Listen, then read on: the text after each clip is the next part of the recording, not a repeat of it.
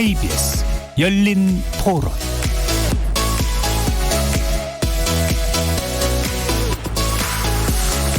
안녕하십니까. KBS 열린 토론 정준희입니다.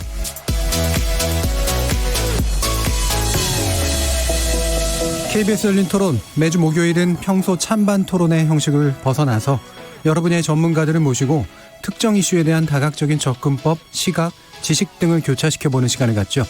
이름하여 지적 호기심에 목마른 사람들을 위한 전방위 토크, 줄여서 지목전 토크. 일부에서는 출연자 중 한 분이 골라주신 주제를 가지고 다양한 의견 나눠보고 있는데요. 국내 코로나19 첫 확진자가 보고된 후 오늘까지 한 달하고 보름이 지났습니다. 확진자 수는 5천 명을 넘어섰고요. 사망자 역시 좀 늘어나면서 국민들의 불안도 아직은 해소되지 못하는 상황이죠. 하지만 불안과 공포 속에서도 서로를 의지하며 어려움을 함께 극복하고자 하는 마음의 연대가 곳곳에서 피어나고 있습니다. 이번 주 출연자의 픽은 착한 임대인부터 추경까지 국민이 뭉친 코로나19라는 주제로 출연자분들과 함께 다양한 얘기 나눠보겠습니다. 이어서 제작진의 픽은 치명적 바이러스가 인류를 어떻게 위협해왔고 인류는 또 어떤 방식으로 이를 극복해왔는지 의료 인류학자 모시고 감염병에 맞선 인류의 생존 투쟁에 대해서 얘기 나눠보려고 합니다. 바이러스와 인류의 경쟁이라는 주제로 코로나19라는 처음 맞서는 바이러스와의 싸움에서 우리는 어떤 승리의 기록을 남겨야 될지 자세히 얘기 나눠보겠습니다. KBS 열린 토론은 여러분들이 주인공입니다. 문자로 참여하실 분은 샵 9730 누르시고 의견 남겨주십시오. 단문은 50원, 장문은 100원의 정보 이용료가 붙습니다. KBS 모바일 콩, 트위터 계정 KBS 오픈, 그리고 유튜브를 통해서도 무료로 참여하실 수 있습니다. 날카로운 의견과 뜨거운 참여 기다리겠습니다. KBS 열린 토론 지금부터 출발하겠습니다. 살아있습니다. 토론이 살아있습니다. 살아있는 토론, KBS 열린 토론. 토론은 라디오가 진짜입니다. 진짜 토론, KBS 열린 토론.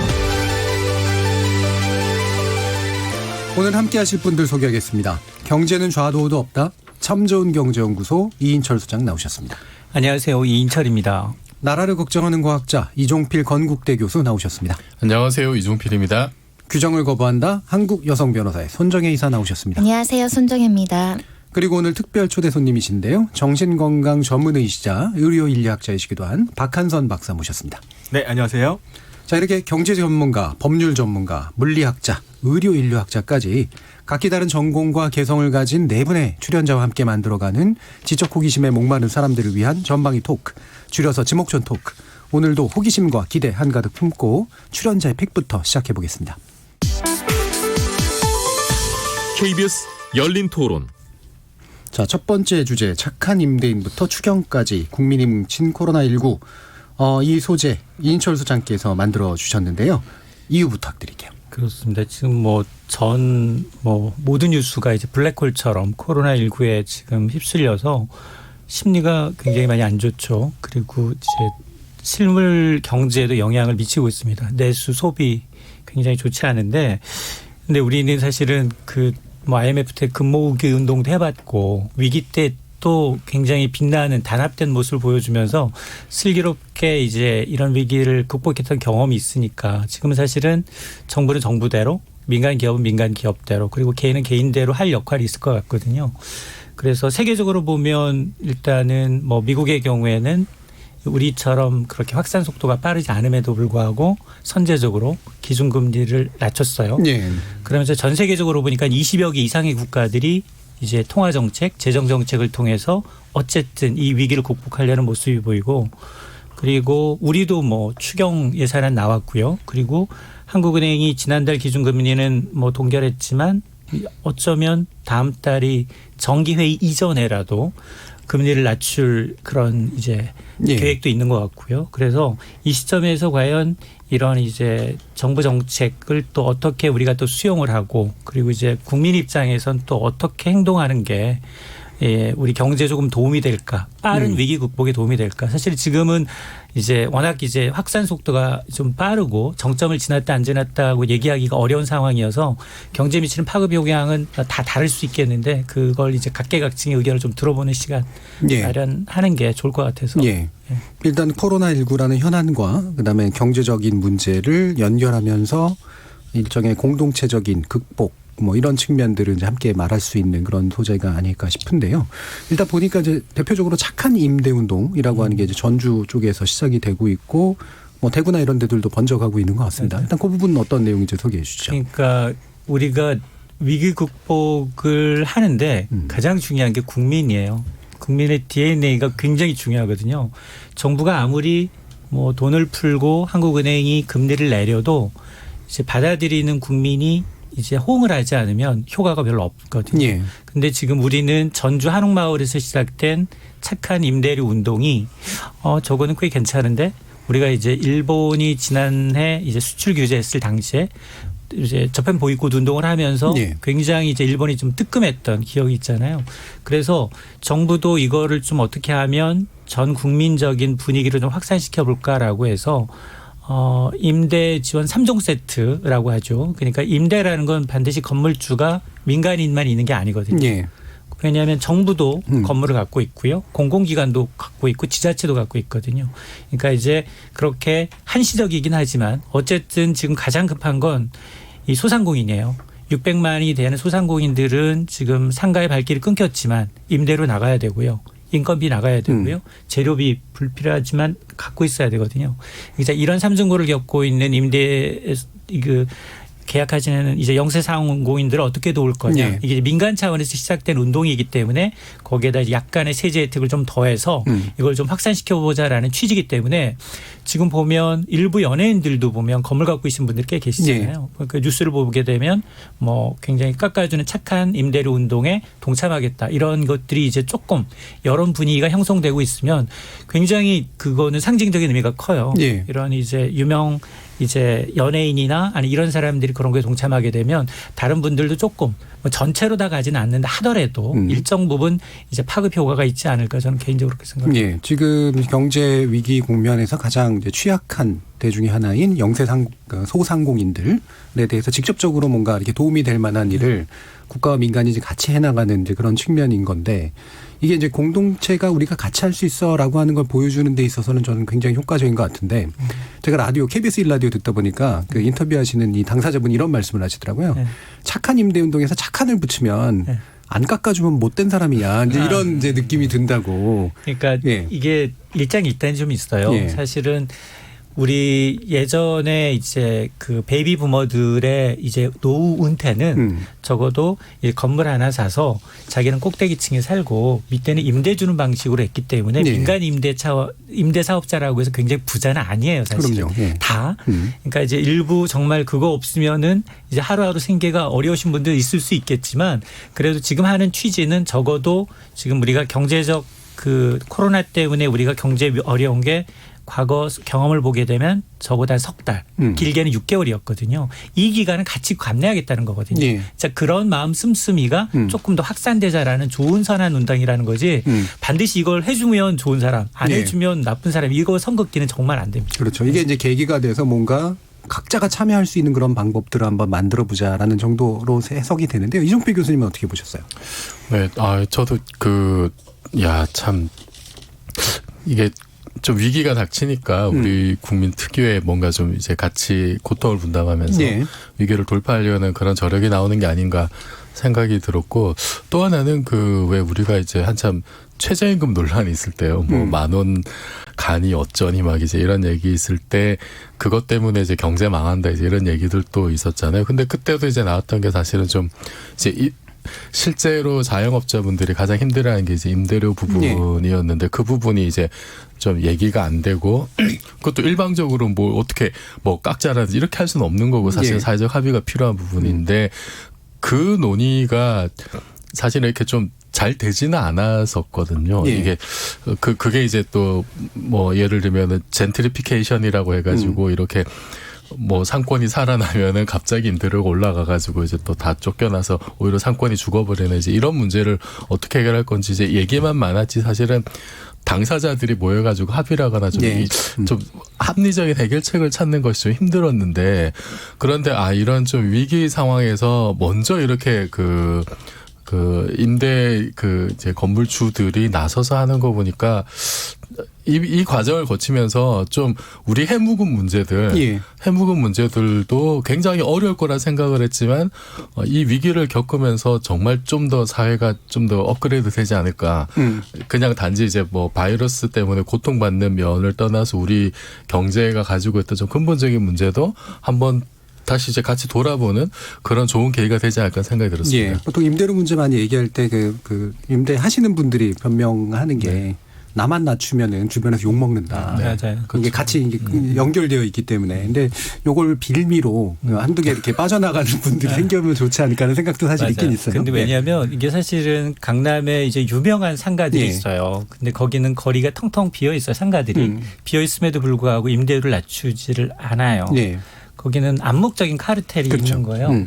임대료를 낮추게 되면 상가의 권리금이나 아니면 나중에 이제 지가에 영향을 미치니 그러니까 적어도 이 사람들은 이 임대 월세가 중요한 게 아니라 지분 가치가 시간이 지나면서 부가가치가 올라야 되는 것에 더 방점이 찍혀 있기 때문에 안 그러신 분들이 있어요. 근데 문제는 뭐냐면 지금 정부가 이제 추경을 통해서 이번에 건물주 특히나 민간 기업의 경우 깎아준 임대료의 절반을 소득세나 법인세로 인하해 주겠다는 거거든요. 면제해 주겠다는 거기 때문에 사실은 가장 좋은 방법은 그냥 직접적으로 임대한 소상공인의 임대료를 해주면 되는데 이 간접적인 방식이고 건물주한테 돌아가는 혜택이거든요. 그러니까 이제 100% 다 동의하지는 않잖아요. 누가 임대를 깎아준다고 해서 공공기관이나 뭐 지자체는 어느 정도 강제적인 분위기가 형성이 될 수 있겠지만 민간 이제 임대사업자에 해서 정상적으로 세금을 다 내는 사람한테 이것까지 동참하라고 압력을 넣을 수는 없는 부분이거든요. 그렇다 보니까 일각에서는 그러지 말고 차라리 직접 임차인한테 임대료 정도를 보존해 주는 게 낫지 왜 이게 간접 방식으로 하냐라고 얘기를 하는데 사실 그러려면 뭐 600만 자영업자를 다 하려면 또 재원이 엄청나게 들어가고 재원도 들고 법적으로도 좀 복잡하다고 그러던데. 그래서 아마 그런 부분 때문에 이게 전체가 하면 효과는 분명히 좋습니다. 그럼에도 불구하고 이제 선별적으로 이제 간접적인 방식이죠. 이제 건물주한테 혜택을 줌으로 해서 유도하는 방식이 된 겁니다. 네. 뭐 이런 식의 이제 좀 공동체의 회복을 위한 선한 영향력을 뭐 연예인들이나 뭔가 선도해 주는 분들이 한다. 이런 거에 대해서 어떻게 생각하세요? 일단 제가 요즘에 이제 맘카페가 그러니까 소시민들이 할 수 있는 작은 운동의 시작은 지역 엄마들이 먼저 움직이기 시작했고 오늘 마스크 오부제가 나오면서 엄마들이 뭐라고 얘기하냐면 마스크가 부족한데 이래서 국가 정책에 대해서 불신하고 이제 비판하는 목소리도 있지만 반성적 고려로 우리 마스크 사지 말기 운동하자. 왜냐하면 기본적으로 집에 수십 개, 100개, 200개씩 쌓아두는 집들이 있는데 불안한 심리 때문에 계속 사들이고 있거든요. 그렇죠. 사람의 심리가 그렇게 되기 때문에 근데 일단 취약계층이나 없는 사람들 정말 보면은 60대 어르신들이 줄 5시간 쓰고 계신 걸 뉴스에서 보시면서 그런 운동하자라고 시작을 하고 있다라는 부분도 굉장히 아주 작은 운동이지만 저희 실효적이지 않을까라는 생각이 들고 특히 이제 대구 경북이 가장 피해가 많다 보니까 그 지역에 자영업자들을 돕자고 예를 들면 식재료 같은 것을 다 장사를 못해서 버리는 걸 어머니들이 뭐 3,000원, 4,000원에 요리 하나당 이렇게 매입을 해서 거의 매진시키는 이런 소소한 지원들이 굉장히 힘이 된다라고 보이고요. 뉴스에도 많이 나오는데 전남 진도 농민들이 배추 80개 보냈다라고 대구 지역에 나오는데 이게 이제 우리 소시민들이 할 수 있는 영향력이고 이게 그분들한테도 감동적으로 다가오지 않을까 그런 생각이 들고요. 또 이제 뭐 연예인들이 워낙에 사회적인 영향력이 크고 우리나라에서 가장 큰 영향력을 가진 BTS도 그 슈가 멤버가 이제 성금 1억 원을 냈다고 하니까 이 아미 팬클럽에서 4억 원을 기부를 합니다. 이 4억 원의 출처는 콘서트를 하기로 했었는데 취소된 거죠. 그래서 각자의 환불금이 있었는데 그 팬들이 환불받지 않고 그 금액을 전부 성금으로 냈다는 부분에 있어서는 사실 팬들부터 우리 하나하나 내가 무엇을 할까에 대한 고민이 시작됐다라고 보여서 굉장히 긍정적이고 마찬가지로 그 임대인 인하 운동을 지원하겠다는 것도 이게 누가 강제로 시킨 게 아니라 아래에서 하향식으로 올라온 거고 상향식으로 올라오는 운동이었기 때문에 아마 지원책도 조금 정착이 됐기 받기 쉽지 않을까 생각이 들어서 예. 뭐 김태희 부부라든가 배우 박은혜 씨라든가 서장훈 홍석천 씨도 지금 임대인 인하 운동을 시작하고 있거든요. 이게 좀 널리 알려진 사람 그리고 이렇게 좀 소소하게 내가 동참할 수 있는 것 이런 것들이 조금 널리 확산이 되면 위기를 좀 극복하는 데 도움이 되지 않을까 생각이 듭니다. 자, 이렇게 공포에 취약할 수밖에 없고 이기적인 인간의 이타적인 행동. 우리 인류학자로서 어떻게 보십니까? 네. 그래요. 사실 이기적으로 행동하시는 분들도 많죠. 예. 예, 있는데 그것도 사실 뭐 무조건 나쁘다고만 볼 건 아닙니다. 사람들은 다 이기적이거든요. 근데 그럼에도 불구하고 또 우리가 이 이타적인 마음을 가지고서는 좀 높은 수준의 이 사회적 구조를 가지고 있는 것도 사실입니다. 사실 뭐 지금뿐만이 아니라 뭐 조선시대 고려시대 때도 역병이 돌면 이렇게 좀 형편이 어려운 사람들, 뭐 노약자들한테 부역과 세금을 면제해주고 예. 주변에서 도와주고 이런 어떤 오랜 전통이 있거든요. 사실 그래서 뭐 옳다 그르다의 문제가 아니라 사회가 전체가 닥친 이 거대한 문제를 어떻게 같이 힘써서 해결해 나갈 것인가라는 그런 차원에서 보면 이런 이제 행동들이 좀 이해가 될 수 있을 것 같습니다. 말씀하신 대로 임대료 계속 나는 원래 받던 대로 받겠다, 그게 계약이다 이렇게 하면 결국 다 망하는 거거든요. 그렇죠. 예. 이타적 행동의 중요한 근원이 이제 공동체성에 대한 어떤 그게 이제 자신의 이기적 생존에도 도움이 된다라고 하는 맞습니다. 그런 이제 누적이 필요하잖아요. 또 하나가 예. 이제 이런 좋은 선한 이 행위에 대한 평가의 잣대를 기부를 한다고 하면 어떤 기부 금액에 이제 많고 적음이 아니라 예. 적게 기부했다고 그게 과연 그 사람의 마음, 온전한 마음을 훼손하지 말았으면 좋겠고, 예. 그다음 또 하나가 아까 이제 얘기해 주셨지만 거기 대구 경북 지역은 정말 사투를 벌이고 있고 거기에서 이제 힘들어하시는 분들을 위해서 마스크를 뭐 몇 장을 보냈다고 하더라도 예. 아니면 거기서 이제 장사가 안 되는 데 가서 소상공인 가서 일부러 음식을 먹어줬다 하더라도 예. 그런 것도 굉장히 작은 도움이거든요. 그러니까 이게 금액이든 내가 나타나는 이제 어떤 조그만 마음의 표시가 남이 보면 굉장히 하찮은 것일 수는 있겠지만 그걸 표명하게 되면 네. 이게 굉장히 힘들어져요. 한 사람조차도 내가 이거 했다고 욕먹나? 내가 5만 원밖에 기부할 돈이 없는데 당장. 예. 근데 5만 원, 3만 원 정도 하면 안 되나?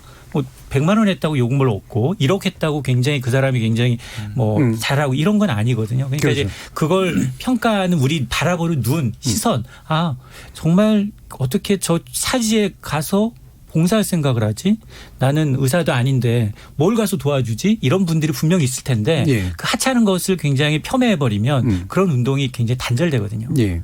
그러니까 우리 사회가 약간 못 먹고 못 산 지가 오래돼서 이런 이제 기부 행동이나 헌신적인 행동에 대해서 한편으로는 칭찬하면서도 한편으로는 뭐 먹고 살만하니까 저러지 뭐 이런 식의 약간 이제 폄하하는 시선도 없지 않아요. 예. 근데 이게 이제 기부나 헌신의 문제에 대해서 공동체의 가치, 주어지는 가치를 전반적으로 평가해 주는 거 이게 확실히 문화적으로도 되게 중요한 것 같습니다. 그 과정에서 이제 지금 보니까 요즘 보도도 좀 나오고 있는데 아까도 우리 손 변호사님도 말씀해 주셨지만 지금 이제 코로나19 국면에서 가장 힘든 사람들이 있단 말이에요. 저소득층도 있고 노약자나 장애인 같은 경우 특히나 마스크 같은 거 사러 나가기도 힘든 사람들도 분명히 있는 상태에서 과연 이분들에게 이제 우리가 어떤 손길이나 시선을 보내야 되는가라는 문제도 분명히 이제 존재하죠. 이종필 교수님. 네, KBS가 이제 재난 방송 주간 방송사인데 예. 특히 이제 이 부분을 많이 이제 다뤄주더라고요. 예. 그 취약계층들, 뭐 몸이 불편하신 분들이 지금 굉장히 지금 힘들고 있다. 이런 것 저는 좀 이렇게 주목받지 못하는 사람들에 대해서 좀 주의를 환기시킬 필요가 이제 당연히 있을 것 같고, 그리고 지금 뭐 추경이 지금 12조 가까이 나왔는데 이게 좀 이제 간접적으로 이렇게 지원이 되는, 그래서 행동을 유발하는 정책을 이제 쓰는 게 기본적으로는 맞지만 지금은 또 굉장히 좀 다급한 시기이기 때문에 예. 이런 취약계층에 대해서는 제 생각에는 그냥 뭐 좀 속된 말로 바로 통장에 꽂히는 좀 그런 직접적인 정책들도 신속하게 지금 돼야 된다는 생각이 들어요. 그게 뭐 어떤 방식이 될지 모르겠습니다만. 그리고 예전에도 우리가 이제 이제 배달의 민족 토론할 때도 이제 예. 나왔던 얘기인데 우리가 그 배달과 관련된 네트워크 굉장히 좋잖아요. 예. 이거를 지금 좀 비상시국에 좀 이렇게 민관이 좀 합동으로 잘 이렇게 연계를 해가지고 예. 그 취약계층들이 곳곳에 있는데 그분들에게 뭔가 이렇게 좀 이렇게 도움의 손길을 줄 수 있는 그런 네트워크를 지금 좀 한 만들어 보는 게 어떨까. 그분들한테 이제 그 최소한의 어떤 그 뭐 마스크나 뭐 소독제나 뭐 그다음에 이제 뭐 음식 같은 거라든지 필요한 물품들이 있을 텐데 예. 그 특히 이제 대구 지역 같은 경우는 완전히 이게 뭐 경제나 도시의 기능 자체가 사실은 좀 정상적으로 작동하지 못하는 부분이 있잖아요. 그래서 그쪽으로 좀 이렇게 좀 시급한 지금 상황이니까 좀 그렇게 좀 아이디어를 내보는 것도 어떨까 싶습니다. 예. 그 어떤 분도 그런 얘기 하더라고요. 그러니까 마스크 대란이 지금 있는데 이거를 뭐 기존에 이제 공공기관을 활용해서 자꾸 하려고 하지 말고 민간의 협력을 만들어서 결제 시스템하고 배분 시스템을 제대로 동원하면 그렇죠. 훨씬 더 잘 되지 않겠냐 뭐 이런 식의 얘기를 하는데 실제로 가능하다고 보세요? 그러니까 오늘 사실은 마스크 대책이 나왔죠. 그리고 며칠 전에도 나오긴 나왔는데 생산과 수급과 물류를 따져보지 않고 먼저 선뜻 발표해서 굉장히 호된 질책을 받았습니다. 근데 뭐 오늘 나왔던 것들 보면 일단은 수출 물량 줄여서 전체로 이제 우리가 이제 공적 판매처를 통해서 하는 걸 2배 정도 늘리겠다는 거거든요. 그리고 이제 1인당 주에 2매씩 그리고 이제 오브제, 차량 오브제처럼 오브제 하겠다라는 건데 근데 저는 아쉬운 게 일단 앞서 지적했던 것처럼 저도 사실은 마스크를 이 기간 동안 하나도 못 샀어요. 기존에 미세먼지 마스크를 쌓아놓은 걸 지금 하다 보니 없어져서 살아 돌아다 보니까 살 수가 없고요. 그다음에 뭐 공영 홈쇼핑에서 한다고 해서 전화를 했는데 전화 200번 했는데 안 되더라고요. 네. 그래서 내가 이런데 이게 만일 취약계층 노인분들은 어떻게 접근하지? 장애인분들은 어떡하지? 이 생각이 벌컥 드는 거예요. 네. 그래서 저한테 오늘 문자 메시지가 왔는데 부자의 지갑이라고 왔어요. 부자 지갑에 돈이 꽂힌 게 아니라 마스크가 꽂혀 있어요. 그러니까 마스크 구하기가 그만큼 어렵다는 거거든요. 예. 그래서 제 생각에는 아마 정말로 이제 뭐 연세 드셔서 밖에 외출하기가 좀 힘들거나 오히려 줄 서다가 감염 우려가 있는 분들이 굉장히 기저질환을 갖고 있는 분들이 많기 때문에 예. 이런 분들은 가까운 마을 이제 뭐 마을센터든 가까운 주민센터든 여기 가장 잘 알거든요. 네. 그러니까 이런 분들에 대해서는 무상이라도 일주일에 뭐 3-4장 아니면 4-5장이라도 정기적으로 좀 이렇게 이 상황이 종료되는 날까지는 배급하는 게 선제적으로 하는 게 굉장히 좋다고 저는 보거든요. 예. 그거는 아마 제 생각으로는 크게 불가능한 일도 아니고 돈은 물론 듭니다. 돈은 네. 들겠지만 직접적으로 방역하는 것보다 훨씬 그분들이 이제 이것 때문에 고통받지 말았으면 하는 바람인데 그런 게 가능할 것 같거든요. 예. 박한선 박사님은 어떻게 보세요? 네, 근데 이제 마스크 문제는 사실 더 그거보다는 좀 더 근본적인 문제가 하나 있어요. 예. 일단 마스크가 과연 도움이 되느냐라는 거기서 좀 문제를 시작을 해야 되거든요. 물론 뭐 본인이 뭐 난 쓰고 싶다 이렇게 말하는 걸 뭐 말릴 수는 없는데요. 일단 마스크 자체가 이렇게 감염 예방에는 그다지 특히 이제 지역사회 무증상 그 일반인한테는 효과가 그렇게 뚜렷하지는 않습니다. 사실. 예. 한국 인구 5천만 명인데요. 하루에 2번만 갈아 껴도 매일 1억 장이 필요한 거거든요. 그렇죠. 예. 불가능합니다. 예. 제 친구들은 이제 병원에 있는 친구들 마스크를 못 구해요. 지금 일반인 인구 집단의 마스크가 다 지금까지 빠지고 있어서 의사들이 지금 마스크를 빨았어야 되는 이런 상황입니다. 굉장히 안 좋은 상황이거든요. 그래서 방금 말씀하신 것처럼 이렇게 좀 마스크를 원하는 사람들한테 적절하게 배분해 주는 것도 중요하지만 이러한 이제 전염병 같은 이런 재난이 일어났을 때는 자원을 가장 효율적으로 가장 꼭 필요한 것에 이제 보내줄 수 있는 이런 컨트롤 타워 역할도 좀 중요하거든요. 그래서 그런 부분에 대해서 충분히 알리지 못하는 게 아닐까. 좀 저는 그런 생각도 해봅니다. 저도 거기 이제 동의하는데 그 사실 지금 마스크와 관련해서는 여기저기서 굉장히 그 일치하지 않는 시그널들이 그렇죠. 나오고 있어요. 네. 미국 같은 경우에는 마스크 사지 마라. 이제 이런 얘기도 나오고 있고 WHO에서 얘기하는 거랑 뭐 국내에서 얘기하는 거랑 많이 다르고. 근데 그 질병관리본부에서 이 사건 초기부터 일관되게 얘기했던 게 뭐냐면은 손 잘 씻으라는 거거든요. 예. 마스크 쓰라는 게 아니고. 예. 공통적인 내용들은 다 그거예요. 예. 그래서 저도 그 마스크 같은 경우에는 뭐 이렇게 인터넷에 뭐 오래전에 주문했던 게 이제 오고 막 이제 이런 경우가 있었는데 손 소독제는 멀쩡해요. 예. 그냥 바로 다음날 이렇게 옵니다.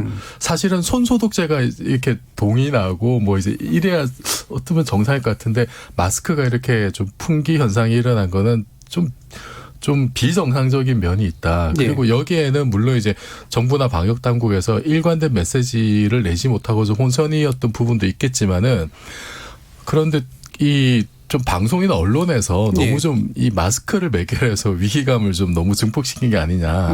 이런 좀 불안 공포 마케팅으로 좀 재미를 본 그런 면도 작용을 하지 않았나 싶어요. 예. 그 처음부터 우리가 아니 뭐 KF 뭐 94 이런 고급 마스크가 사실 왜 필요합니까? 근데 그게 사건 초기부터 이게 너무 이렇게 내리에 박혀 있어가지고 아 저 바이러스를 막으려면 저 정도 써야겠고 이게 너무 빨리 이렇게 그렇죠. 그 예. 이렇게 퍼져버린. 우리 또 장비빨 이런 거 되게 좋아하고 그러니까. 템빨이래요. 예. 템빨.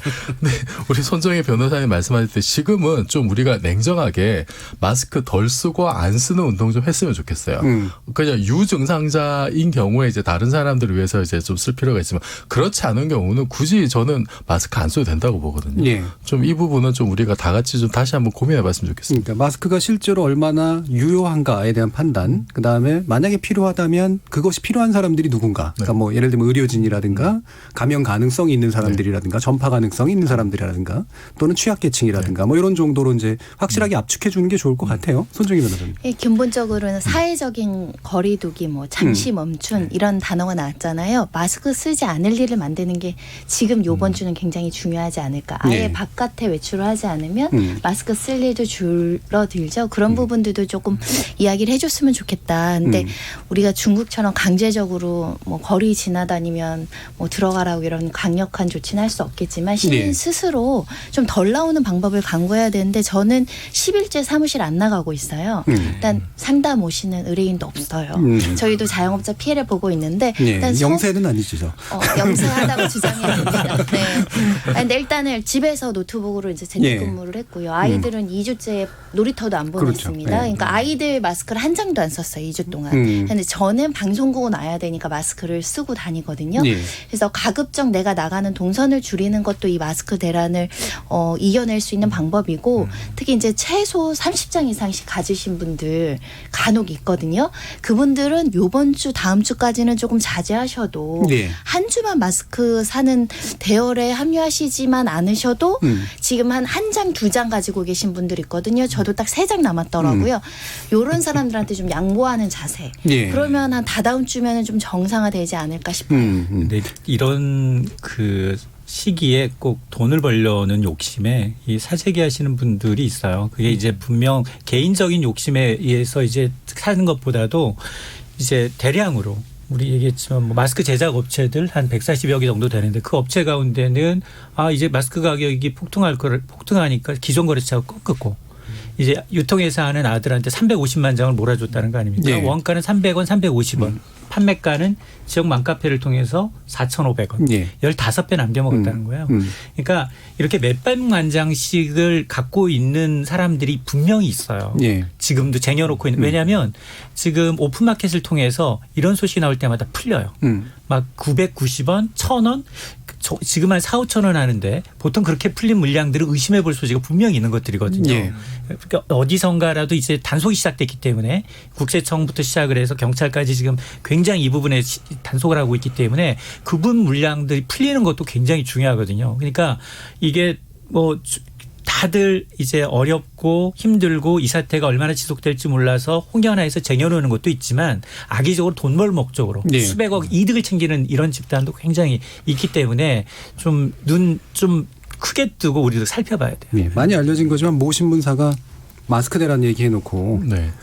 구독자에게 사은품으로 마스크를 주기로 한 게 바로 밑에 광고로 뜨는 웃지 못할 일들이 많이 나타났죠. 그리고 제 개인적인 경험입니다만 무슨 이제 온라인 마켓에 올라 있는데 마스크 10장이 들어있는데 나머지 물품 함께 구입해야 그게 배달이 되는 뭐 그런 식의 일들. 자, 이런 위기의 상황에 사실은 한몫 땡기려는 분들이 너무 많아서 생기는 문제들이 있는데 아까 사회적 거리두기 문제가 남았으니까 이게 의협에서 일단 제안이 됐는데 사실 이 부분이 한편으로는 이해가 가면서도 한편으로는 또 뭐 좀 이따 말씀드리겠습니다. 경제 문제하고는 또 상충하는 부분이 분명히 있어서 어떻게 이해하는 게 좋을까요? 박한수 박사님. 네, 그 의사협회에서 3.11 운동이라는 걸 제안을 했습니다. 이게 3월에 첫 일주일은 이제 사회적 거리를 두자. 근데 이제 지금 봐서는 344, 예. 444 될 가능성은 좀 높은데요. 그 이제 원칙은 그거예요. 이제 사람들 사이에 불필요한 접촉을 좀 피하자는 거거든요. 예. 일단 안 만나면은 그 감염이 되지 않는다라는 이야기거든요. 근데 사실 현실적으로 적용하기가 어려운 부분이 사실 많습니다. 예. 자영업자들은 직장 안 나갈 수 없어요. 저희 연구실도 지금 재택 연구 중이거든요. 예, 예. 네, 그래서 뭐 이런 경우는 가능하죠. 뭐 아까 변호사님도 이제 뭐 재택근무 하신다고 하셨는데 불가능한 사람들도 많습니다. 그러니까 오히려 아까 말씀하셨던 것처럼 이런 상황에 있어서 더 좀 자신을 보호하기 어려운 사람들도 좀 많죠. 네. 그 3.11 운동은요. 일단 거리를 1피트 이상 둔다. 그것만 원칙을 세우시면 돼요. 1피트. 아니 3피트. 3피트입니다. 3피트가 예. 대략 약 1m 정도 되거든요. 그렇죠. 예. 그러니까 사회적 거리라는 게 뭐 어디 산속에 들어가 가지고 혼자서 어디 뭐 사람들과 격리된 채로 지내라는 뜻이 아니고요. 아주 가깝게 지내는 이제 우리들 그런 관계들만 조금 멀리하고 좀 1m 정도 떨어지고 손 잘 씻고 불필요하게 회의하거나 미팅하거나 저녁에 만나거나 이런 예. 것들만 줄인다라는 정도면 충분할 것 같습니다. 예. 저는 이번 기회에 잔돌리기 문화랑 러브샷 문화 없어졌으면 좋겠습니다. 근데 저는 많이 하셨나 봐요, 평소에. 강요 많이 당하죠. 예. 식당에서 수저도 예, 좀 이게 일회용으로 좀 썼으면 좋겠어요. 그게 뭐 이제 환경 오염이다 이런 얘기들이 있지만 예. 더 중요한 문제가 있으니까요. 예. 예. 이 기회에 예. 예식 문화나 장례 문화도 좀 그렇죠. 맞아요. 맞아요. 바뀔 필요 있습니다. 예. 왜냐하면 예식 같은 경우에는 보통 한 6개월 정도 이전에 다 예식장부터 시작을 해서 신혼여행 예약을 하게 되는데 이게 지금 파장이 만만치가 않아요. 이게 청첩장 받고 안 갈 수도 없죠. 그렇다고 해서 거기 예약을 취소할 경우에는 위약금 물어야죠. 그게 과연 또 여행지 가는데 여행지가 정말 금지 국가인지 아니면 그냥 이제 동남아인지 이거에 따라서 이제 위약금 액도 달라지다 보니까 이 분쟁이 엄청나게 많아졌거든요. 예. 그러니까 비접촉식으로 정말 미국처럼 단촐하게 가족끼리 정말 지인들끼리만 하는 결혼식이어야 되는데 예. 우리는 이게 돌아가면서 내가 했으니 넌 반드시 돌려받아야 되겠다. 이 문화 때문에 몇백 명 화환이 얼마나 오고 얼마나 많은 사람들이 동원되는지가 어떤 신분을 나타내는 어떤 그렇죠. 그 사회적 어떤 세력인 것 같아서 아마 이런 기회에 이런 것도 조금 단촐하게 정말 좀 줄여질 수 있는 기회가 좀 됐으면 좋겠습니다. 잘 아시는 것처럼 그 사스가 이게 결혼식장에서 퍼진 거였거든요. 예. 네, 뭐 아주 좋은 말씀인 것 같습니다. 예. 결혼식장에서 전 세계로. 우리가 이렇게 너무 이렇게 모여서 뭔가를 이제 즐기고 해결하는 그런 방식들이 너무 일반화돼 있던 상태였었는데 그게 뭐 예를 들면 종교 활동도 역시 마찬가지로 이제 속하는 거고요. 이게 뭐 우리 일상을 완전히 바꿔놓을 필요야 없겠지만 불필요한 어떤 접촉들을 최대한 좀 자제하게 만드는 새로운 문화의 어떤 창출 뭐 이런 쪽에서 이제 아마 초점을 맞추는 게 좋을 것 같긴 합니다. 이종빈 교수. 네, 사실은 저도 이제 그 개인적으로 지금 그 일주일에 한 두세 번 가던 그 헬스장 지금 예. 안 가려고 하고 있는데 그러면은 그 서비스 업 중에서 그렇게 대면 서비스를 해야 되는 업종들이 있어요. 그렇죠. 예. 그러니까 예를 들어서 음식 같은 거는 식당 안 가도 배달이 가능하거든요. 그러니까 자영업이나 이런 부분에서도 그렇게 비대면으로 가능한 부분은 그런 쪽으로 지금 돌리고 예. 그리고 거기서도 사실은 그 업주분들께서 예를 들어 수수료나 이제 이런 부분에 사실 좀 많이 좀 고통이 있으니까 그렇죠. 그것도 어떻게 좀 우리가 사회적으로 좀 분담할 수 있는 또 고민을 해봐야 되겠고 근데 그 배달이 안 되는 서비스 뭐 방금 말씀드린 그런 거라든지 뭐 미용실이라든지 이거는 꼭 사람들하고 만나서 뭔가 서비스가 이루어지는 부분들이 있단 말이에요. 그래서 저는 지자체나 정부에서 이번에 뭐 추경 풀어서 지원을 할 때 그런 부분도 다른 뭐 제2, 제3 해결 방법이 없는 직접적인 타격을 받는 분들에게 좀 이렇게 예. 실질적인 도움이 되는 그런 좀 방책을 냈으면 좋겠습니다. 예. 손정현 변호사님. 지금 뭐 대부분의 자영업자는 매출 제로 배달업을 제외하고는 그렇다고 보이고요. 특히 이제 가장 타격인 것이 학원이죠. 학원이 지금 뭐 요번에 강남 한 어학원이 폐업했다라고 하는데 일단은 다 환불해줘야 됩니다. 학원법에 예. 따라서 수업을 못하면 그럼 인건비랑 임대료랑 이런 걸 일시적으로 다 감당을 못한다고 보시면 되고 오늘도 뭐 홍대 카페 거리에 일매출 6만 원 찍었다. 예. 수백만 원의 임대료를 내야 되는. 근데 그런 경제적인 타격에도 불구하고 1, 2주는 잠시 멈춤을 어떻게 해야 될지를 저희가 골몰해야 되지 않을까라는 생각도 들고 지금 정부에서 임대료 인하하면 그의 50%를 보전해 준다고 하잖아요. 지금 학원 문을 닫고 싶지 못 닫는 것이 조금이라도 학생을 받아야 조금이라도 인건비가 나오는 구조이기 때문에 그러면 이런 자영업자 프리랜서 강사분들에 대한 정말 기본 소득이 안 되는 분들에 대한 지원책 이런 거는 아직 안 나오고 있거든요. 이런 게 있으면 딱 일주일, 2주만 잠시 멈춤 한번 해보고 싶거든요. 예. 저희 지금 사무실도 투표 올려놨어요. 파트너들끼리. 직원들 돌아가면서 교대로 재택근무에 재택근무가 아니라 유급 휴가를 주자. 네. 근데 어떤 변호사님은 내가 직원을 활용을 해야 되기 때문에 휴가를 못 주는 거죠. 일주일을. 그래서 이런 것들이 지금 아직 사회적인 합의나 공론화가 좀 부족한 곳들이 있고 오늘 뉴스에 보니까 어느 한 600명의 중견 기업이 아침 월요일마다 예배를 드리다가 이번 주부터는 영상으로 예배를 드린다고 하는데 자꾸만 잠시 멈춤, 이렇게 좀 사회적인 거리 두기, 가급적인 지배 이런 게 조금 이슈가 나와야지 정책 결정하는 특히 기업을 운영하시는 분은 일주일 멈춰도 되는 회사면 좀 반은 좀 휴가를 주던가 이렇게 좀 했으면 좋겠어요. 우리 지목준 토크에서 예전에 이제 언택트 비즈니스나 뭐 이런 것들을 다뤘는데 이게 뭐 급격하게 현실화될 가능성이 굉장히 높은데 말씀처럼 우리가 사회성이라고 하는 건 같이 모여야 가능하고 또 이제 서로 만나야지 가능한 그런 일들이 또한 여전히 있어서 그게 우리의 정신 건강이나 신체 건강에 어떤 영향을 또 미칠까도 한번 짚어볼 필요는 있는 것 같아요. 박한선 박사님. 네, 맞습니다. 이 사람은 또 만나야 되거든요. 만나지 않으면 외롭죠. 슬프고. 그리고 이제 그 인간관계를 계속 맺어야 되는 이제 필요가 있습니다. 아까 말씀하셨던 것처럼 노약자라든지 정보 소외계층 같은 경우에는 이제 다양한 이런 디지털 디바이스를 사용해서 다른 사람들과 직접 대면하지 않아도 접촉을 유지할 수 있는 방법을 잘 모르세요. 뭐 인터넷으로 이렇게 대화를 한다든지 영상 통화를 한다든지 이런 것들은 몰라서요. 사실 그런 부분에 대한 좀 세심한 배려가 있었으면 좋겠고요. 젊은 분들 같은 경우에는 사실 뭐 제가 굳이 이야기하지 않아도 이미 다 다른 방식으로 더 소통하고 이야기하고 하시거든요. 예. 사실 직접 만나지 않아도 된다고 생각을 뭐 하고는 있습니다. 그리고 아까 이제 말씀하셨던 것처럼 이런 이제 저도 다음 주 당장 다다음 주부터 이 인터넷 온라인 강의 만들어야 되거든요. 저도 지금 발등에 부립니다. 그래서 근데 요거 찍어서 우리 강의로. 아니 그러면 이게 사실은 대학 강의는 비싸잖아요. 예. 비싸고 이 수업 일수를 못 챙길 경우에는 어느 정도 환불을 해줘야 되는 거 아니에요? 지금 그런 요구들 나오고 있어요. 그러니까 등록금은 한 달 단위로만 돼서 한 달을 통째로 만약에 수업을 못했다 그러면 환불이 감액이 되는데 지금 그 한 달을 채우지 못한 상태에서 인터넷 강의나 개강이 좀 미뤄지는 상황이기 때문에 등록금 인하는 좀 어려운데 예체능 이런 데는 이제 실기 같은 거 실비 들어간 건 이제 환불이 돼야 되죠. 그럼 말씀드리면 잠깐만 좀 더 하겠습니다. 그래서 이 세 가지만 좀 저는 좀 이야기를 좀 하고 싶습니다. 첫 번째, 붐 비는 곳이 아니면 외출하셔도 됩니다. 괜찮다. 그래서 집에 계시는 분들도 사람들 많지 않은 곳에 뭐 산, 공원 좋습니다. 좀 지금은 오히려 사람이 더 없어요. 그래서 더 한가합니다. 예, 그런 곳에 가셔서 운동도 하시고 적당한 신체적 활동을 하시는 게 반드시 필요하고요. 특히 노약자분들 잊지 않으셔야 됩니다. 두 번째는요. 이 확진자나 접촉자들이 자가격리하셔야 되는 분들이 있어요. 근데 이런 분들이 죄책감에 시달립니다. 가족들도 격리돼야 되고 동료들한테 이야기하기도 좀 그렇고 또 이제 특정 종교나 뭐 중국을 다녀왔다든지 이런 본인이 약간 부주의한 행동을 했을 수 있거든요. 그것 때문에 또 스스로 힘들어하고 죄책감 느끼는 경우가 있어요. 근데 사실 걸리고 싶어서 걸린 사람은 아무도 없습니다. 이 사회 또 주변에서 좀 지원해줘야 될 것 같고요. 그리고 마지막으로 너무 힘들어서 정말 뭐 죽고 싶을 정도로 우울하다 이러신 분들도 가끔 있습니다.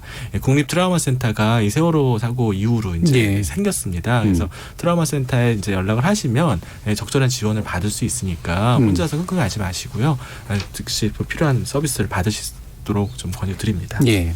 결국은 이제 오늘 또 경제 문제까지 포함해서 이제 이야기를 나누는 거니까 그럼 마지막으로 인철 소장님께서 현재 추경 편성 어떤 된 내용 같은 거 좀 보시면서 어떤 게 좀 핀셋으로 필요한지 한번 말씀 주시죠. 규모는 다들 아시다시피 한 11조 7천억 정도여서 역대한 네 번째 규모고 사스나 메르스 때보다도 좀 많은 편이고 특히나 이제 방역이라든가 소상공인 지원 그리고 이제 민생 안정을 위한 소비 진작책까지 이제 돈은 골고루 쓰이는 것 같은데 근데 좀 새롭지는 좀 않다. 왜냐하면 뭐 신용카드 소득공제를 좀 높여주거나 아니면 뭐 신차를 사면 뭐 개별 소비세를 인하해 주거나 이게 다 했었던 거여서 지난해부터 했었는데 과연 넉 달 동안 앞당겨서 차를 많이 살 건가 이게 소비에 좀 도움될까 이게 좀 아이디어를 좀 다른 좀 굉장히 좀 산뜻한 아이디어를 기대했는데 그게 좀 못 미치는 부분이 분명히 있어 보이고 그리고 저는 개인적으로 앞서서 지적을 하셔서 사회적 거리 두기도 굉장히 중요하고 정부가 이렇게 돈을 푸는 데도 중요하지만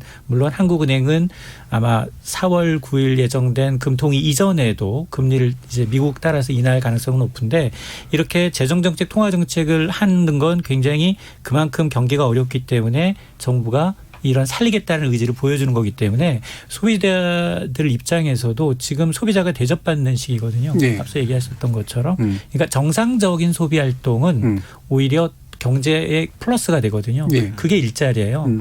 그래서 기업들도 사실 이번 기회로 매출이 줄어들었다고 해서 대기업들이 굉장히 뭐 지점을 폐쇄하고 이러면 더 힘들어집니다. 그렇죠. 예. 이건 나중에 파급이 더 켜요. 그렇죠. 인력 문제, 고용 문제뿐만 아니라 지역에 있는 상권, 부동산까지 다 죽여놓거든요. 그러니까 이제 그렇게 이제 꼬리 자르게 하거나 이번 기회를 구조조정의 기회를 삼지 말아야 된다라는 거. 예. 그리고 또 우리 소비자 입장에서 착한 소비는 계속 하자. 정상적인 거. 지금 뭐 여행 가기 좋은데요. 예. 뭐 일본 후쿠오카는 18,000원, 뭐 제주도는 4,000원, 3,000원 뭐 이렇게 나오고 있어요. 그러니까 예. 일본 가라는 얘기 아닙니다. 예. 그러니까 우리가 같은 돈을 쓰더라도 지금 돈을 쓰면 더 소비자가 왕처럼 대접받을 수 있는 시기이기 때문에 정상적인 소비는 하자. 예, 예. 방금 말씀하셔서 혹시 여행사에서 나오셨나는 생각도. 근데 실제로 지금 요 국면에서 버틸 수 있는 여행사가 한두 개뿐이 없고 항공사 역시 한두 개뿐이 없다라고 그런 식의 얘기를 하더라고요. 굉장히 좀 심각한 문제에 대해서 우리가 다각적으로 좀 대응을 해야 될 필요가 있는 것 같습니다. 청취자들도 의견들 많이 주셨을 것 같은데 한번 들어보겠습니다. 정의진 문자캐스터. 네, 착한 임대인부터 추경까지 국민이 뭉친 코로나19란 주제로 청취자 여러분이 보내주신 문자 소개해드리겠습니다. 먼저 유튜브로 의견 주신 YOL 청취자분. 긍정적인 뉴스가 보고 싶네요. 요즘 언론 기사들을 보고 있으면 금방이라도 나라가 망할 것 같습니다. 콩아이디 인님. 저는 마스크 그냥 안 씁니다. 대신 외출해서 돌아오면 손, 코 다 깨끗하게 씻습니다. 콩아이디 4185님. 그냥 다들 면 마스크 쓰면 안 될까요? 대부분 집에 면 마스크는 최소 하나 이상은 있는 것 같던데요. 결국 심리 문제인 것 같습니다. 다들 면 마스크 씁시다 해주셨고요. 콩 아이디 7979님. 행정기관에 근무하고 있는 청취자입니다. 지금 마스크는 취약계층 분들께 수시로 10매, 20매씩 통장님들을 통해 배부하고 있습니다. 경로당에도 상당량을 수시로 제공하고 있으니까요. 참고 부탁드립니다. 콩 아이디 0663님. 월세로 식당을 운영하고 있는 자영업자입니다. 제 주변은 대부분의 건물주분들이 착한 임대료 운동에 동참들을 안 하시네요. 그리고 제 생각에는 건물주 정도쯤 되면 되게 여유가 있는 분들 아닐까요? 정부가 건물주분들 세금 감면해주는 게 과연 현 상황에서 실효성이 있는 걸까 의문이 드네요. 콩 아이디 5001님.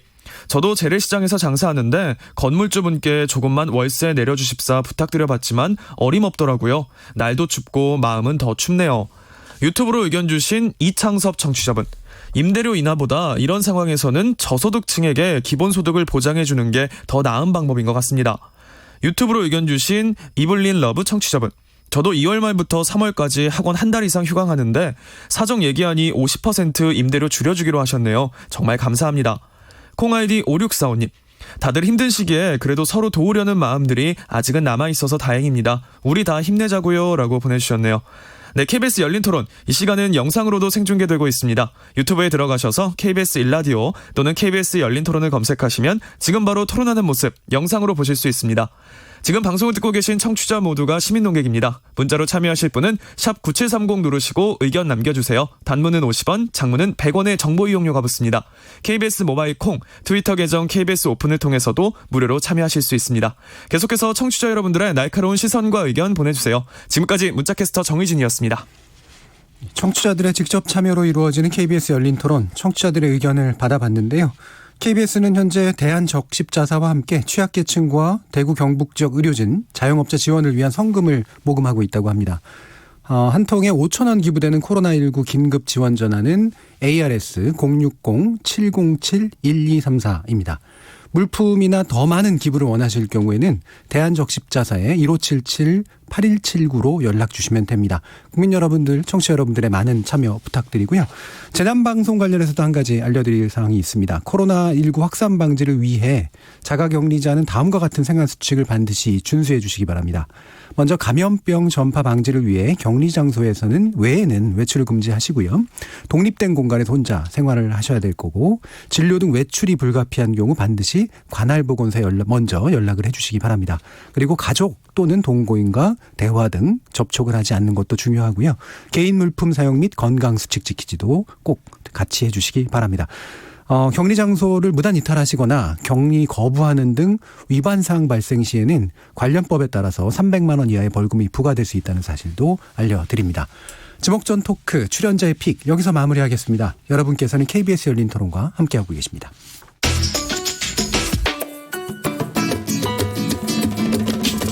묻는다, 듣는다, 통한다.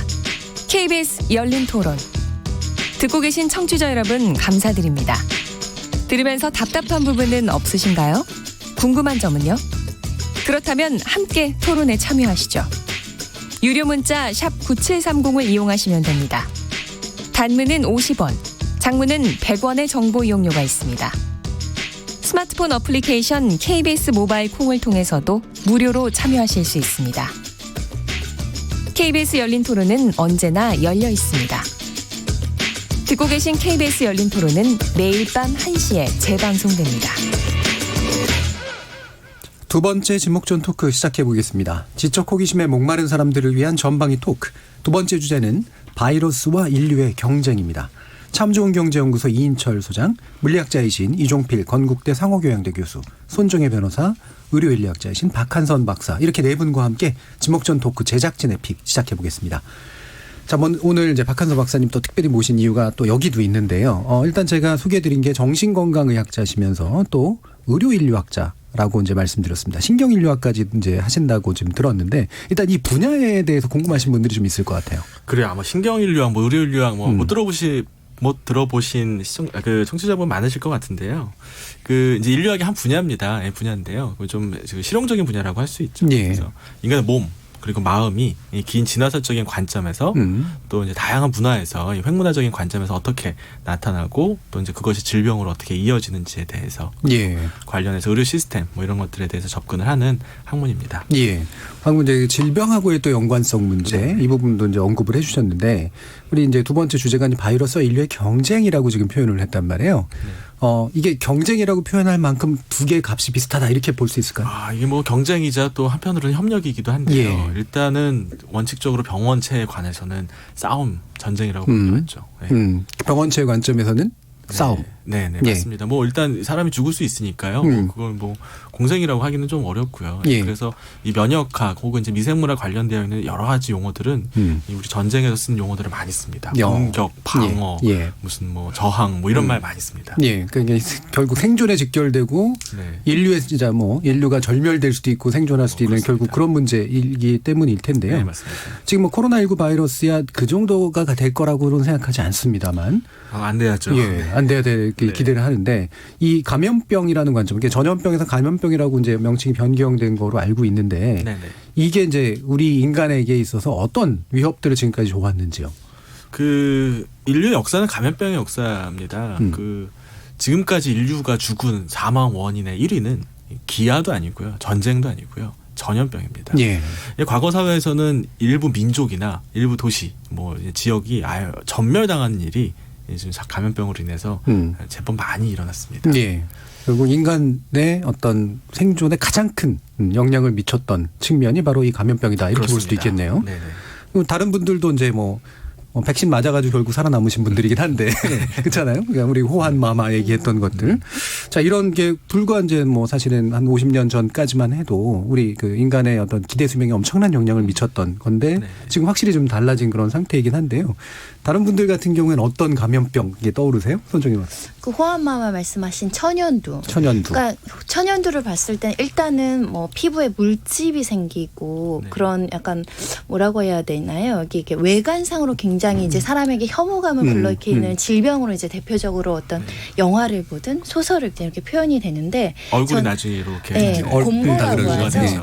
근데 저는 제일 궁금했던 게 치사율이 지금 뭐 우리 0.6이다 1% 미만인데 왜 이렇게 천연두는 뭐 40, 70, 뭐 90 이렇게 문헌상 나오는지 그거는 정말 그 시대는 그렇게 죽었을 텐데 지금은 그렇게까지 치사율이 높지는 않을 거잖아요. 네. 치료제가 있으니까. 네. 그건 얼마나 강력한 바이러스였기에 그랬는지가 궁금하죠. 바로 답을 한번 들어보겠습니다. 예. 천연두는 사실 걱정 안 하셔도 돼요. 아마 오늘 여기 오신 분들은 천연두 예방접종 다 받으셨을 겁니다. 예, 그래서 살아남은 분들. 80년대까지 네. 하다가 이제는 안 맞거든요. 이제 사라진 질병이죠. 근데 천연두는 말씀하신 것처럼 그 치사율이 높은 게 인구 집단에서 많이 달라요. 그래서 많이 있었던 제가 아시아나 유럽 지역에서는 치사율이 그렇게 많이 높지는 않았고요. 앓고 그냥 넘어가신 분들이 많았죠. 예. 근데 그 잘 아시겠지만 이제 천연두에 접촉이 되지 않았던 인구 집단이 있습니다. 예, 여러분 아시는 것처럼 아메리카 예. 원주민들인데요. 남아메리카. 네. 예.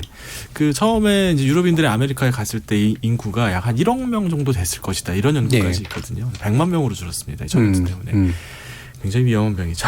한 그 인류 그 집단 자체를 거의 뭐 완전히 거의 없애버린 예. 그런 상태. 그것도 비교적 최근의 일이었던 거죠, 사실 알고 보면. 몇백 년 안 됐습니다. 그러니까요. 예. 총균세에 보면 예, 총균세. 이제 그런 예. 얘기들이 많이 나오죠. 뭐 잉카 문명, 아즈텍 문명이 그냥 이렇게 다 쓰러져 버린 뭐지 그런 직접적인 원인이 이제 천연두였던 거고 이거를 그래서 이걸 극복하는 과정에서 제너가 이제 종두법을 쓰고 파스테르가 그 제너를 기려서 나중에 이제 광견병 바이러스에 대한 백신 만들면서 이제 백시네이션이라는 단어를 붙였는데 그게 이제 그 백신의 백화가 이제 소우라는 뜻이거든요. 예.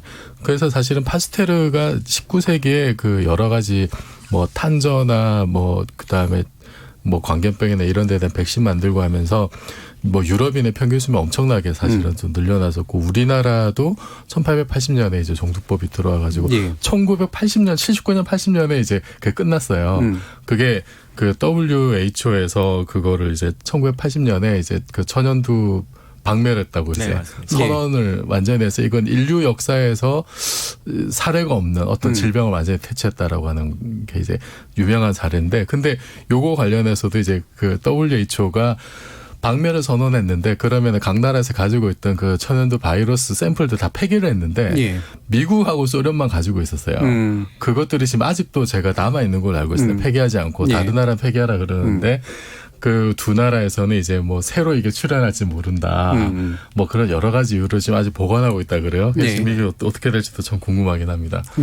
뭐 무슨 SF 영화나 뭐 이런 데서 나오는 것처럼 누가 또 범죄 조직이 탈취해서 터뜨리지 않을까 이런 걱정이 있겠죠. 그러면 이제 지금 살고 있는 사람들은 뭐 저희는 괜찮지만 이 이제 면역력이 없거든요. 천연두에 굉장히 취약할 가능성은 있죠. 그러니까 그 지금 지구 온난화 관련해서도 뭐 영구 동토층에 숨어 있는 바이러스가 이제 새로 나올 경우에 그 다음에 테러리스트 이게 지금 연기설이 다 나와 있어요 이미. 그래서 이거를 테러 집단이 이거를 새로 합성을 해가지고 뿌리면 어떡하냐. 그런 때 대비해서 우리가 테스트용으로 뭔가 이렇게 가지고 있는다 논리를 펴는데. 반대하는 쪽에서는 굳이 그럴 필요 없다. 너네가 생화학 무기 만드는 거 아니야. 이런 반대도 있더라고요. 이종필 교수님이 최근에 그 SF 소설 하나 쓰셨어요. 제가 나중에 드리겠습니다. 이인철 소장님이었습니다. 저는 아마 이게 영화였기 때문에 기억이 아주 강렬하게 남는데 아웃브레이크라는 에볼라 바이러스 얘기예요. 그러니까 이게 시작은 1970년대 콩고에서 시작됐어요. 아프리카 정말 못 사는 국가에서 이게 시작이 됐는데 숙주가 아마 침팬지 원숭이였던 것으로 기억이 나고 이게 만일 감염이 되면 일주일 이내 치사율이 적게는 50% 많게는 90%까지 갔던 거예요. 그래서 거의 아프리카 지역들이 초토화됐던 됐던 건데 근데 문제는 뭐냐 이게 2010년대 또 재발합니다. 전 세계적으로 또 확산이 되는 그런 근데 그러면 거의 한 30년 내지 40년 동안 이게 살았다는 거잖아요. 백신 없이. 이게 아무리 물론 뭐 서아프리카 지역에서 발병한 바이러스이긴 하지만 너무 무관심한 게 아닌가? 치사율이 90%에 달하는 걸 그대로 놔뒀다라는 게 물론 뭐 경제적인 논리, 대기업의 자본이 들어가고 그리고 그걸 사줄 어떤 소득이 적정하게 있는 이제 뭐 유럽에서 발발을 했다면 좀 달라질 수 있겠지만 그 당시에 굉장히 심각한 문제였고 영화로도 이게 미국 대통령이 감염된 사례로 또 드라마로도 만들 수 있었거든요. 에볼라 바이러스 그러면 사람들이 이렇게 코나 모든 구멍에서 이제 피를 뿜고 죽는 이미지 이제 이런 거로 굉장히 강하게 각인이 돼 있죠. 근데 일단 요거 하나 그러면 박한선 박사님한테 일단 먼저 정리 좀 부탁드릴게요. 그러니까 우리가 흔히 세균하고 바이러스를 헷갈리는 경우가 되게 많고 그다음에 이제 감염병과 전염병이 사실 동의어는 또 아닌 그런 상태잖아요. 이 부분 간단하게 좀 정리 좀 해주시죠. 그 바이러스는 이제 생물과 무생물의 중간 정도의 의미가 그 위치, 생물학적 위치를 가지고 있습니다. 독자적인 번식이 불가능하고요. 숙주의 세포를 이용해서 이제 번식을 하고 숙주의 세포 막을 이용해서 자신의 외피를 캡시드라고 하는데 그걸 이제 만들어서 번식을 하는 방식을 취합니다. 그러니까 아마 숙주보다는 나중에 진화했겠죠. 근데 그러면 그렇기 때문에 이제 동시에 또 아주 좀 자유롭게 좀 변이도 많이 생기고 또 폭발적으로 좀 증가되는 특징이 있습니다. 세균은 이제 단독 번식이 가능합니다. 그래서 뭐 이렇게 뭐 무슨 우리가 더러운 것들 놔두면 거기서도 세균이 그냥 혼자서 자라기도 하고 그게 이제 일부가 또 감염이 되기도 하는 거거든요. 그래서 이제 핵이 따로 있는 진핵생물이라고 하죠. 좀 그런 면에서는 좀 다른 차이가 있는데요. 일반인이 느끼기엔 똑같습니다. 병을 일으키는 거니까요. 똑같습니다. 그리고 감염병, 전염병은요. 전염병은 인간 사회에서 옮기는 거로 전염병, 그리고 인간과 동물 사이에 왔다 갔다 하는 걸 감염병이라고 하는데요. 사실 거의 대부분의 질병들이 인간과 동물 사이에 왔다 갔다 합니다. 그래서 요즘은 일반적으로 그냥 감염병으로 통칭하는 경향입니다. 그러면 그 방금 또 말씀이 나왔으니까 인수공통 감염병 이 부분, 그러니까 우리 조류 독감이나 사스 같은 경우도 나왔던 것처럼 맞아요. 이 부분도 이제 좀 위협적으로 느껴지는데 어떤가요? 그게 지금 현대 사회의 감염병 문제에 있어서 가장 핵심입니다. 그래서 인간 사회에서 인간들만 주로 감염되는 전염병들이 몇 개가 있거든요. 근데 그런 것들은 그렇게 심각하지가 않습니다. 이건 병원성 균형 이론이라고 하는데요. 에볼라 같이 너무 심각한 질병은 널리 퍼지지 못합니다. 숙주가 곧 죽어버리기 금방 때문에 죽으니까. 퍼지지 못합니다. 그래서 인간 사회에서 이제 널리 우리가 감염이 되는 것들, 뭐 대표적으로 뭐 헬리코박터 파이로리, 뭐 대부분 많은 사람들 가지고 있거든요. 그 위에 있는 뭐 위험 생기지만 심각하지는 않습니다. 근데 인수공통 감염병은 그렇지가 않습니다. 이 동물에서 인간 사회로 이게 넘어온 다음에 이제 변이가 일어나서 인간 사회로 넘어와서 치명률이 굉장히 높은 경우가 있어서 근데 전염성도 많이 높고요. 물론 아주 긴 진화적 시간이 지나면은 물론 병원성이 약해지겠지만 뭐 당장 죽는 사람한테는 그런 게 뭐 별로 위로가 안 되죠. 죽는 분은 이제 위로를 못 듣죠. 근데 이게 우리 이제 백신 문제가 결국은 인간이 이제 이런 전염병, 감염병과의 싸움에서 굉장히 중요한 어떤 기법으로 이제 만들어진 건데 사실은 흔히 늘 이런 상황에서 궁금해하거든요. 그러니까 백신 언제 만들어 이러는데 결국 백신을 만들어지지 않느냐는 의료 기술의 차이도 있지만 경제성의 문제 아니겠습니까? 맞아요. 인천 소장님. 그러니까 뭐 예를 들어서 그 마이크로소프트 창업주가 이런 아프리카나 이런 재단에 의해서 의료 쪽으로 굉장히 많이 투자를 하고 기부를 하고 관심을 갖고 있음에도 불구하고 정작 손익계산서가 맞느냐. 그리고 그 발발한 국가의 피해국이 과연 이 만든 백신을 개발했을 때 그 개발 비용을 포함해서 플러스 이윤이 남느냐에 따라서 개발 시기가 단축이 되고 그러니까 예를 들어서 지금 우한발 이 코로나19의 경우에는 전 세계로 확산이 되면서 이제 미국부터 시작해서 유럽 안 된 곳이 지금 남극 빼고 없다고 하니까 아마 개발이 굉장히 여러 지역에서 동시다발적으로 이루어지고 있는데 그러나 옛날처럼 뭐 아까 이제 에볼라 바이러스도 마찬가지고 30-40년 동안 걸리는 이유는 결국은 그 누군가가 이거는 선제적인 실험을 통해서 굉장히 많은 연구 개발비가 들어가야 되니까 이제 옛날 과거의 60-70년대에는 그나마 이제 보건 공공의 개념으로 접근했다면 최근 들어서는 점점 기업한테 이런 이제 굉장히 많은 막대한 자금이 들어가는 투자 자금이 들어가는 R&D 비용이 들어가는 것은 개발 이제 민간 쪽으로 이제 이관이 돼 있는 상황이기 때문에 굉장히 백신 개발에 난항을 겪고 있는 겁니다. 네. 비용도 비용이고요. 이렇게 백신 개발이 아주 이렇게 생각처럼 쉬운 건 아닙니다. 그렇죠. 아까 에드워드 제너가 이제 천연두 백신 이제 만들었지만 그 사실 천년 전부터 이 천연두에 대해서는 인두법이라는 게 이미 민간에서 활용이 됐었어요. 그래서 저희 천연두에 걸린 사람들의 고름을 코 인중 같은 데 이렇게 묻히는 겁니다. 그러면 어떤 사람은 감염이 되기도 하고 어떤 사람은 죽기도 하지만 또 많은 사람들은 또 조금 앓고 지나가고 굉장히 위험하죠. 그걸 이제 소가 걸리는 천연두, 즉 우두를 사용해서 이제 바꾼 방법이었거든요. 즉 백신이 아주 효과적인 이제 전염병이었고 그러니까 이제 통제가 쉬웠는데요. HIV 같은 경우에는 지금 감염자가 너무 많은데도 불구하고 아직도 백신 개발 못했습니다. 게다가 백신은 또 문제가 사람들이 잘 받아들이지 않습니다. 백신 접종 안 하겠다는 사람들도 있고요. 콩고 지역에서 에볼라 백신 그거 시도했었을 때도 지역 사람들이 백신 맞으면 오히려 걸린다 그래가지고 거부해서 확 퍼진 적도 있었습니다. 그래서 경제적인 문제도 있고요. 또 이제 의학적인 부분에서의 개발상의 난점 그리고 사람들의 인식 이런 부분들이 다 개선되지 않으면 백신으로 해결하기도 또 어려운 부분이 바로 그 부분이 이제 문화적으로 굉장히 중요한데 미국 같은 경우도 그렇고 한국에도 이제 아나키라든가 이런 식의 운동들 보면 백신에 대한 그릇된 인식의 바탕을 둬서 집단적으로 거부해 버리는데 이게 개인의 문제로 끝나는 게 아니라 사회 방역의 문제를 흩뜨러뜨리는 그런 식의 것들이 있잖아요. 맘카페나 이런 데서도 많이 좀 언급이 있잖아요. 오히려 이제 백신을 기다리죠. 대부분의 엄마들이 이제 모성애나 이런 거에 기초해서 보통의 이제 성인보다는 조금 더 이제 불안감이 많으니까 치료제 백신에 대한 욕구는 굉장히 많은데 메르스 때도 제 기억에는 백신 얘기 있었어요. 치료제 얘기 있었는데 또 메르스 사태가 진정이 되고 우리나라에서 사망자가 안 생기니까 백신이나 치료제를 개발하는 게 거의 흐지부지 되는 문제. 그러니까 실제로 이 피해가 확산되는 그 시점에 아주 단기간에 만들지 않으면 이게 흐지부지 되고 또 10년, 40년 주기로 왔다 갔다 한다고 하더라고요.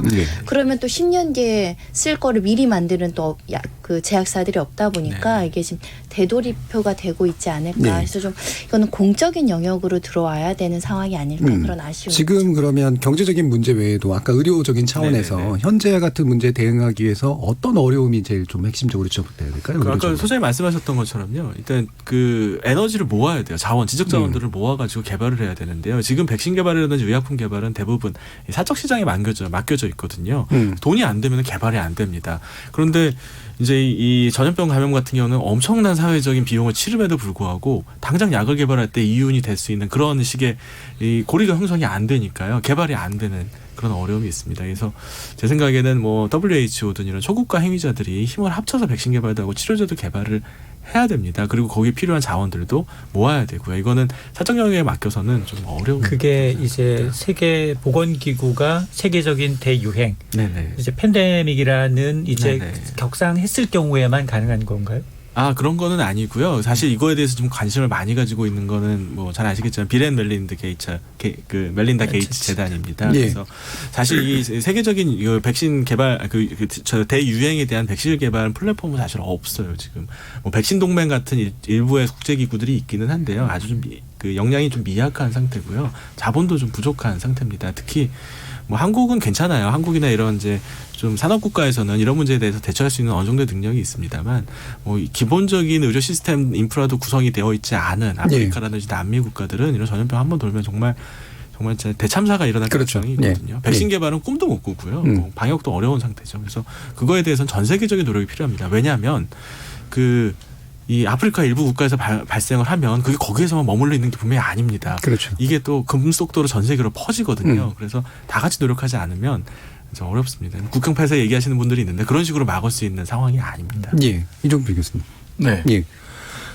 사실 이번에 코로나19 바이러스 같은 경우는 이게 이제 RNA형이라 그래요. 이게 이제 변이가 더 잘 일어나는 거라서 백신 개발이 사실 좀 힘들다고 합니다. 이게 과학하면은 이제 일반인들이 그런 생각이 있어요. 아니 이거 그냥 연구자들 갈아 넣으면 내일 아침에 바로 나오는 거 아니야? 그렇죠. 이제 이런 기대를 많이 하는데 제가 알기로는 그런 건 거의 없거든요. 분명히 이거는 시간이 필요하고 돈이 필요하고 그거를 제가 인정을 안 하려고 해요. 근데 이거는 분명히 우리가 세상에 공짜는 없잖아요. 그리고 사실 이번에 코로나 사태를 겪으면서 느꼈지만은 우리나라가 이제 공공의료가 이게 대략 한 25% 정도 되는 걸로 알고 있거든요. 4분의 1. 심지어는 안 된다고 그러더라고요. 어제 보니까. 네, 그것도 안 될 거예요. 10%. 네. 예, 10% 미만. 8%인가요? 네. 제가 너무 많이 알고 있어요. 예, 기관수 기준으로는 5% 정도고 병상수 기준으로는 10% 정도. 근데 이제 예전에도 보면은 이게 수지 타산 안 맞다고 해서 진주를 폐쇄한다거나 이제 이런 일들이 있었잖아요. 근데 우리가 예를 들어서 방역은 이제 제2의 국방이라는 말을 쓰는데 군대가 수지 타산 안 맞다고 해산하고 이런 일 안 하거든요. 그래서 사실은 지금 우리가 공공의료 체계를 이렇게 좀 구축을 평소에 해놓고 필요한 인력들 만들어 놓고 비상시에 예를 들어서 신속하게 좀 백신을 만들어낼 수 있는 최소한의 어떤 역량들 이거를 꾸준히 지금 구축을 해나가야 되는데 그것이 지금 여러 가지 정치 논리나 이런 걸로 좀 막혀왔던 게 되게 아쉬워요. 그리고 우리가 지금 이번에 대응하는 거 보면 전 세계가 굉장히 칭찬하는 부분들 있잖아요.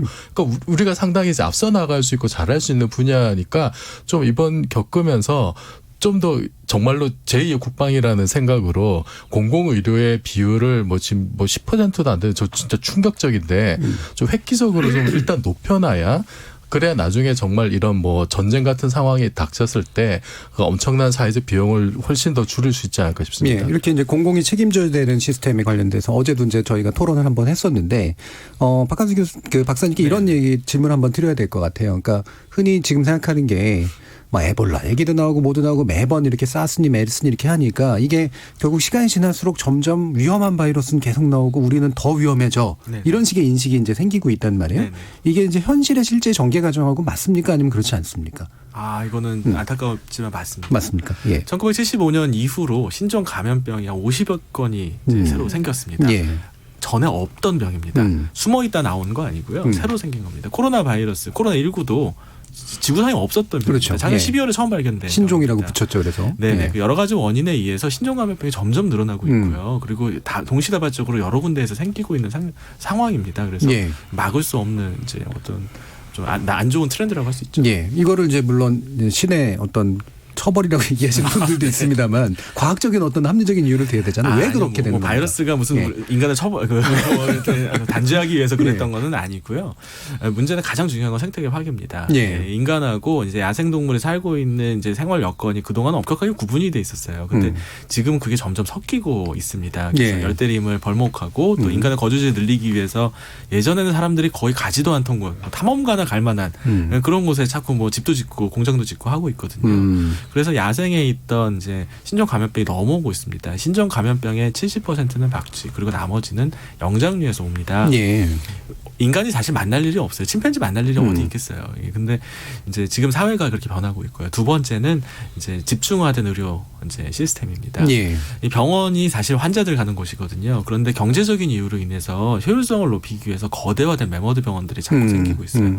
한국이 특히 심한데요. 다른 나라에 비해서 정말 초대형 병원들이 그렇죠. 예. 너무 많이 생기고 있고요. 그 병원에 수많은 균이 복합적으로 중복 감염이 되기 때문에 거기서 신종 바이러스가 예. 생길 가능성이 높아지고 있습니다. 세 번째는 이거는 거스를 수 없는 문제입니다. 또 이것도 역시 경제적인 이유인데요.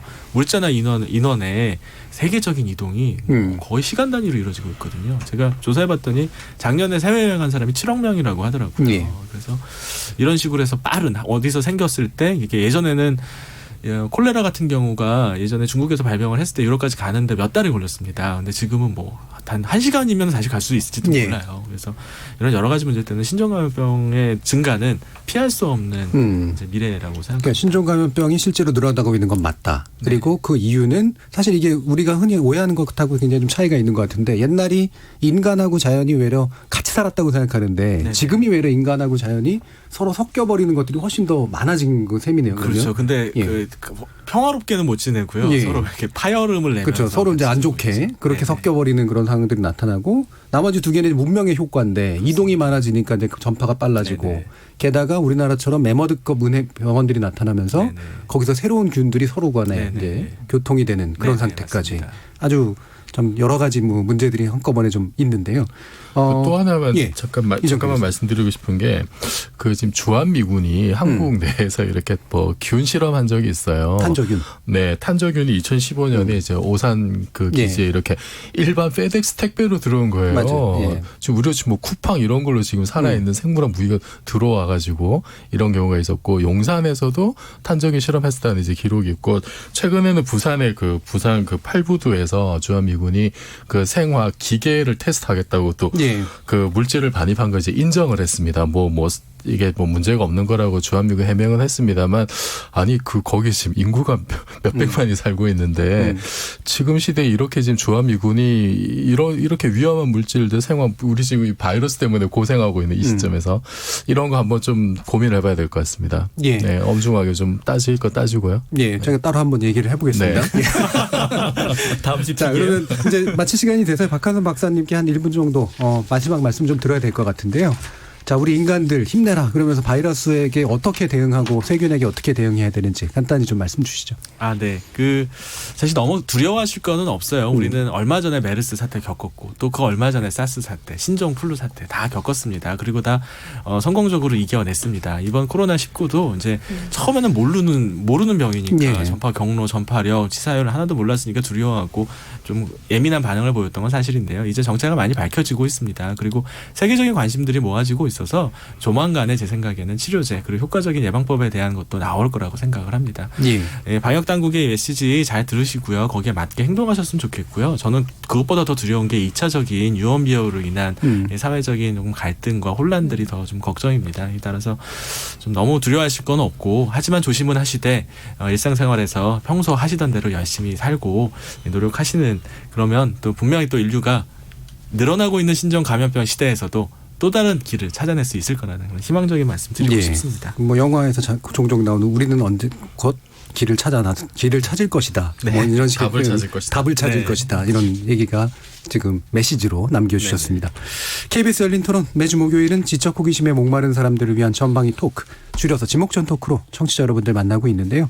오늘은 네 분의 전문가와 함께 착한 임대인부터 추경까지 국민이 뭉친 코로나19 그리고 바이러스와 인류의 경쟁 두 가지 주제를 가지고 다양한 의견 나눠봤습니다. 참 좋은 경제연구소 이인철 소장, 물리학자이신 이종필 건국대 상호교양대 교수, 손정혜 변호사, 그리고 의료인류학자이신 박한선 박사 네 분 모두 수고하셨습니다. 감사합니다. 감사합니다.